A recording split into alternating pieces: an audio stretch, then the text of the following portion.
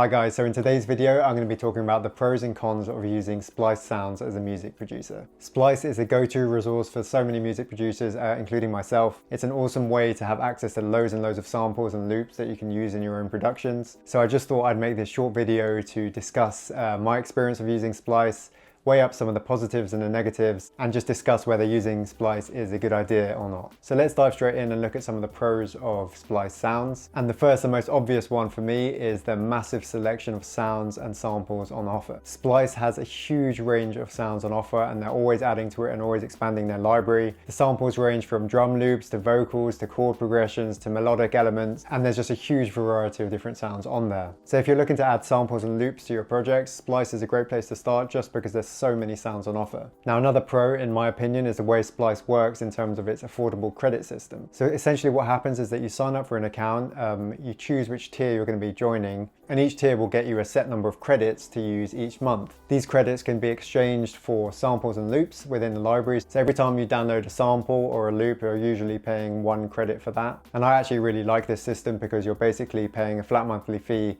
for access to all these sounds. And if you don't use all of your credits, they actually roll over to the following month. So they kind of stack up in your account and you can use them all in one go if you wanted to. Another pro in my opinion is just the easy to use Splice app. You can just download it to your computer really easily. And from there you can download and license sounds and literally just drag them into your DAW directly. So in terms of workflow, it works really well. If you find a sound you like, you can literally just drag and drop it into your DAW and the sound is there for you to use immediately. So another plus point is the fact that all of the samples and loops available within Splice are royalty free. This means that you can use them in your music and your productions as you see fit without having to worry about paying for any royalties for their use. Before getting started though, it definitely is a good idea to read the terms and conditions when it comes to the Splice license and how you can use the samples. But overall it works really well, and if you're like me just releasing your own music, then there should be no problems. One cool feature actually about the Splice app, which is relatively new to me, is that within the Splice app itself you can access your library at any time and see all of the sounds that you've downloaded and licensed over time. Within that there's the option to generate a certified license, so you can create a PDF copy of the license to use that sound,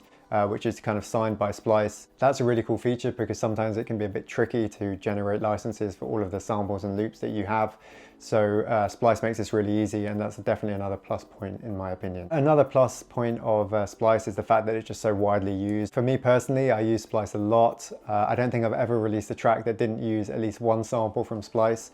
So that tells you how valuable it is for me and how much I use it. And I guess the fact that it's used by so many people worldwide proves that it's got a solid reputation and it's kind of used a lot in the industry, so you can be safe in the knowledge that other professionals are using it as well. Personally, I think Splice is really good for one-shot sounds in particular, so that means things like snares, kicks, hi-hats. There's just so many to choose from, and you can just go through a list and find the perfect one that you're looking for, the one that you had in your head, and just add it to your track really easily. And the final plus point, and one that I touched on earlier, is the fact that Splice are regularly updating their library, so they're adding new content all the time. So you're not paying for just access to one library. The library is always changing, always getting bigger, and there's always going to be a larger selection of sounds on offer.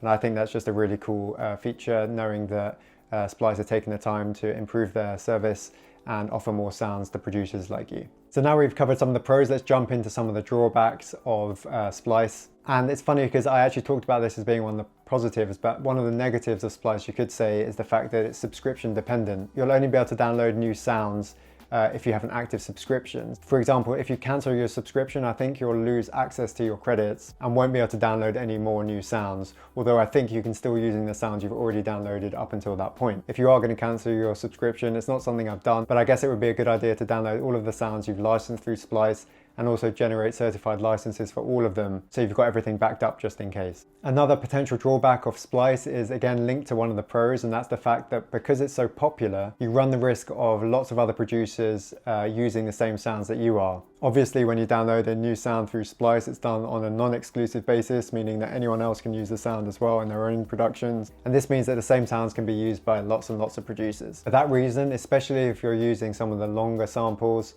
the melodic kind of samples, it's probably good to process these a bit and make them sound a bit different to the original, because otherwise your track may end up sounding a bit unoriginal, especially if it relies on samples that have been used by a lot of other producers. So yeah, that's just a general tip. If you're using kind of the longer samples and the melodic melodic kind of samples, it's definitely a good idea to process these as much as possible to make them sound a bit different to the original and just put a bit of your own spin on them. And finally, again, it's actually tied into another one of the pros, but the fact that Splice uses a credit system is kind of a pro and a con in itself. Like I said earlier, one of the pros is that you can access a huge library of samples and sounds for a flat monthly fee. But the credit system also means that you might run out of credits sooner than the end of the month, and then you're going to have to wait until the next month before you can download new sounds. Or I think you can purchase more credits, but sometimes it can be a bit of a headache. That's not happened to me. My credits have stacked up in my account, so I have quite a few available. But I can imagine that being a problem if you're not kind of careful and keeping an eye on how many credits you're using each month. So overall,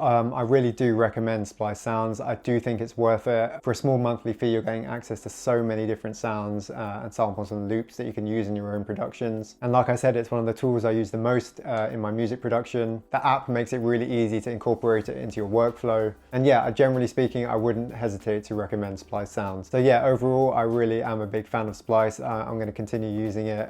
It's one of my favorite tools for finding cool sounds and samples. So yeah, I hope you found this video useful, and I'll see you in the next one.